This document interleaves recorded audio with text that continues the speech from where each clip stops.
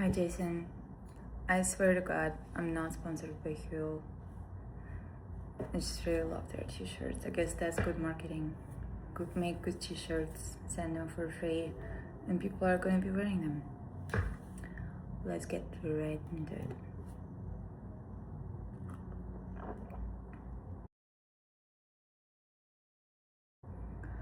When we last spoke, it was before your release of Suka, which is easily my favorite album of the year and is inherently one of the most punk records ever produced, both in its defined spirit and fierce independence.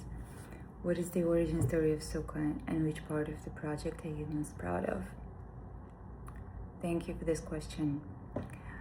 It means a lot you're asking about Suka. It is my love child. The first time I started thinking about Suka was right after Police State in Los Angeles.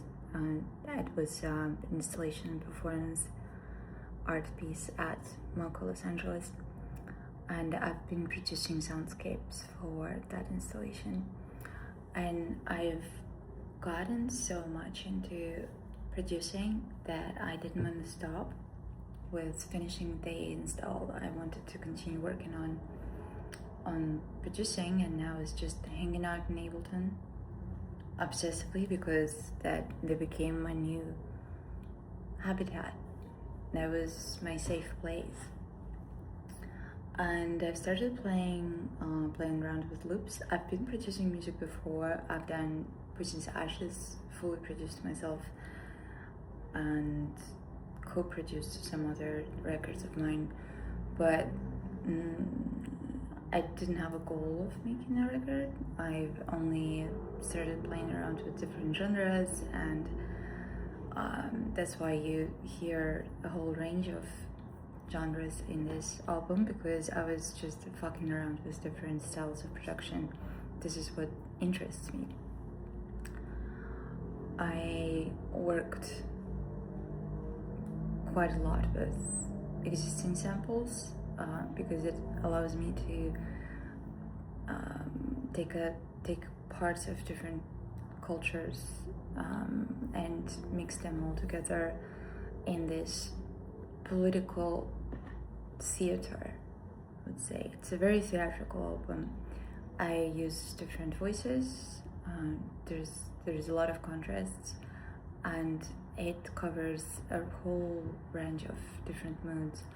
But what's really special about Suka and the part I'm really proud of is me being brutally honest with the listener. And I know it's a cliche for for a musician to tell about them spilling their soul on the record, but the thing with me, I've never done it, because as a person on the spectrum, I'm always very rational in just the music I do. And I think it was the first time when maybe a Panic Attack was one of those earlier records that have this pain spilled onto the record, and yeah, you have it here. But I think it's light, it's bright, it's beautiful, and this pain transcends itself. And probably my favorite work on this record is God's left, and God's not just left, but they left this world and found a new one. And there's sadness and beauty in it, and hope. One of the things I admire most about you is your blade sharp sense of humor. Thank you.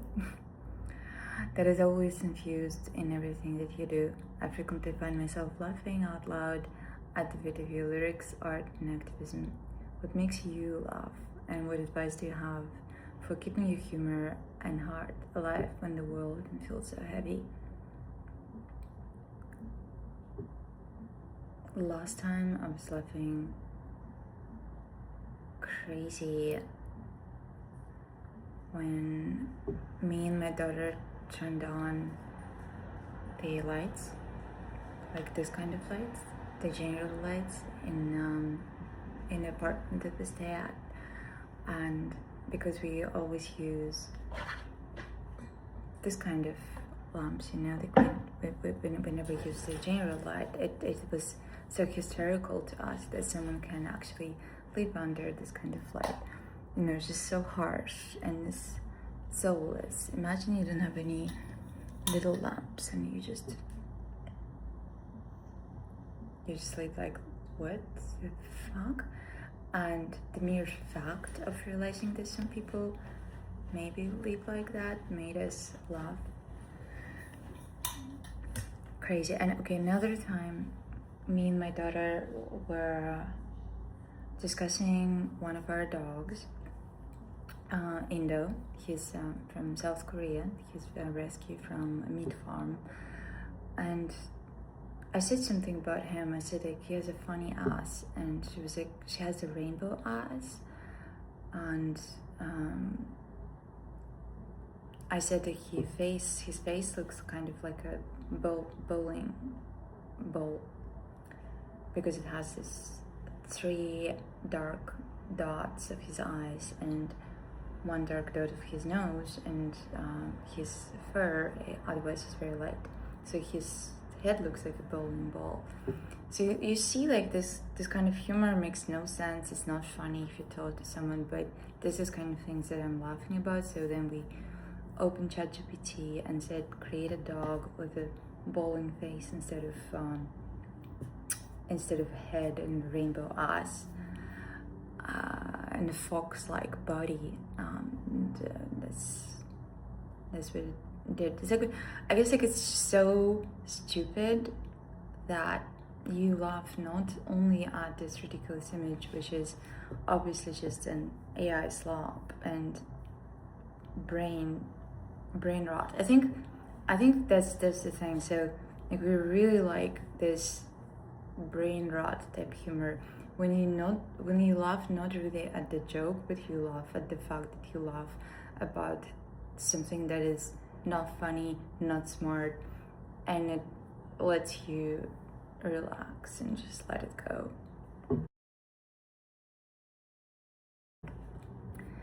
The official definition of independent artist in the dictionary should be Nadya Tolokonnikova. You consistently inspire creativity while simultaneously fueling rebellion and resistance. Your work is not only beautiful and endlessly entertaining, it is literally changing the world.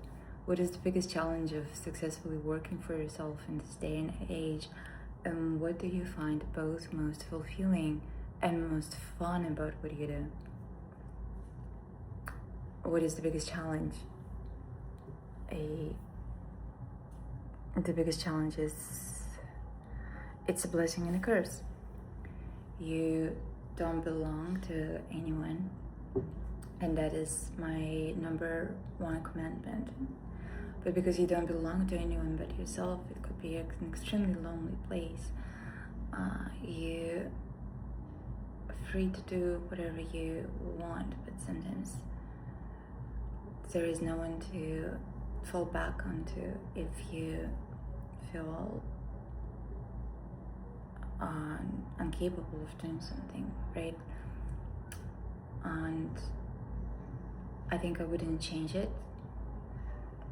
I don't doubt that that's the path that, like, I should be on, because I'm too contrarian to really be able to work with a big label, or I don't know, work with a big art institution that controls what I say, or try to pretzel myself into some sort of non-profit grant, or marrying a rich asshole. I'm just not done for this, but it just pushes me to the outskirts of culture, to the margins of civilization. I will never be pop, I will never be understood by a lot of people. I will never have a major influence, and I just have to be okay with it.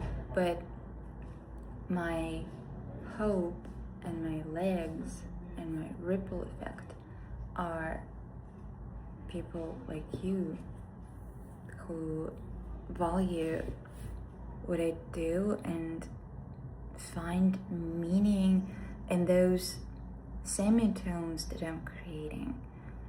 It's not pop music. It's difficult to find, to understand, and I mean, I sound just like a fucking alternative asshole, but truly, my superpower is you.